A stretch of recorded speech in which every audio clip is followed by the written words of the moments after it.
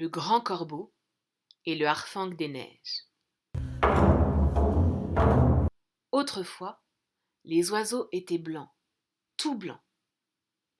Un matin, Corbeau et Harfang s'amusaient ensemble sous l'igloo. Comme chaque jour, ils jouaient avec de petits os d'une nageoire de phoque à Inugate.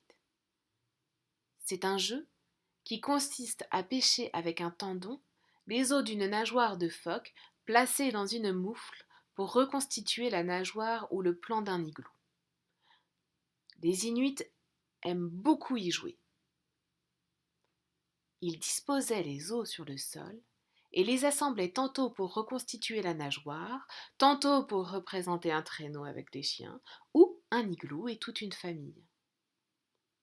Mais les deux amis se lassèrent et décidèrent de changer de jeu. « J'ai une idée!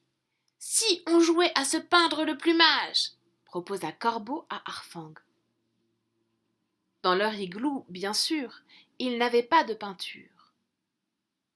Mais Corbeau et Harfang étaient des oiseaux très malins. Ils mélangèrent la suie de la lampe à huile avec du gras de phoque et obtinrent ainsi une sorte de peinture noire très onctueuse. Ils la versèrent dans un petit récipient en pierre. Leur nouveau jeu pouvait commencer. C'est Corbeau qui se lança le premier. Il tira sur une longue plume de son aile gauche, la plongea dans la peinture noire et se mit à l'ouvrage. Chou, chou, chou, chou. Il s'appliqua tant et si bien qu'aujourd'hui, Harfang porte encore les magnifiques taches noires que Corbeau lui a peintes sur les ailes. « Ça y est, j'ai fini. Tu peux maintenant te regarder dans la glace. » Harfang s'approcha du bloc d'eau douce gelée qui, dans l'igloo, sert de fenêtre et de miroir. Il admira son reflet.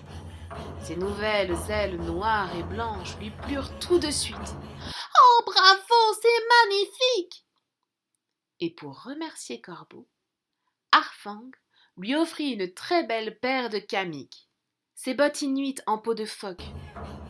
Corbeau les enfila et se mit à sauter de joie en criant « Merci, merci Harfang, je ne vais plus les quitter, elles sont vraiment très belles !»« Mais maintenant c'est à mon tour de te le peindre. Calme-toi un peu que je puisse moi aussi te dessiner un beau plumage. »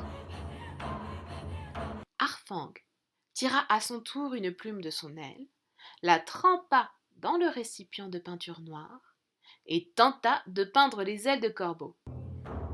Mais Corbeau, fou de joie, continuait de sauter, de bouger, de danser avec ses nouvelles bottes. « Arrête de bouger! Comment veux-tu que je m'applique? J'en mets partout !» se plaignait Harfang. Mais Corbeau continuait de plus belle.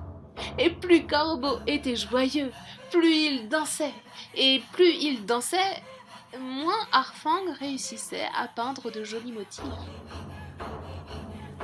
Au bout d'un moment, Harfang, excédé, prit le récipient plein de peinture noire et le renversa rageusement sur la tête de Corbeau.